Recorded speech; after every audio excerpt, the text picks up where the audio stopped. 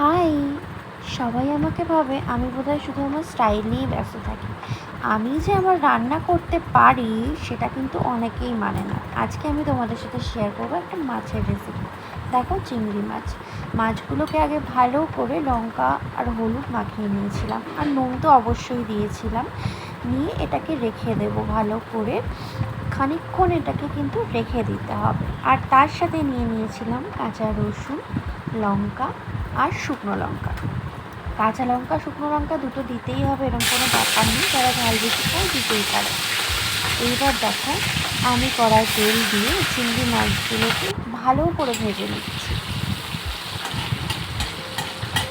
একটু ভালো করে ভাজা ভাজা করে নিয়ে একটু কড়াও ভাজতে পারো, একটু নরমও ভাজতে পারো, যে যেরকম খেতে ভালোবাসো সেইভাবে মাছগুলোকে ভেজে নেবে। আমরা একটু কড়া ভালোবাসি বলে একটু কড়া করে ভেজে নিলাম। মাছগুলোকে ভেজে নেওয়ার পরেই আমি এর মধ্যে যা যা দেবো ভালো করে দেখে নাও। আমি এখানে শুকনো লঙ্কা, কাঁচা লঙ্কা, রসুনটা আগেই কাটা ছিল, শুকনো লঙ্কা আর কাঁচা লঙ্কাগুলো আমি অর্ধেক করে নিয়েছি। এটা অপশনাল, তোমরা চাইলে একটা লঙ্কাও দিতে পারো, আর যদি তোমরা মনে করো এটাকে বেটে দেবে, বেটে দিলেও কিন্তু এটার স্বাদ খুব ভালো হয়। তারপরে এগুলোকে আমি তেলটা, যে গরম তেলটা ছিল মাছ রান্না করেছিলাম, তার মধ্যে ছেড়ে দেবো। দেখো, এক এক করে আমি সব ছেড়ে দিচ্ছি। ফার্স্ট একটু শুকনো লঙ্কা দিয়ে দিলাম, তারপরে একটুখানি কাঁচা লঙ্কা দিয়ে দিচ্ছি, আর তারপরেই দিয়ে দিচ্ছি কিন্তু রসুন।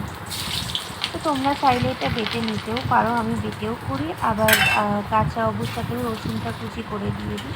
তো এগুলোকে একটু ভালো করে ভেজে নিচ্ছি।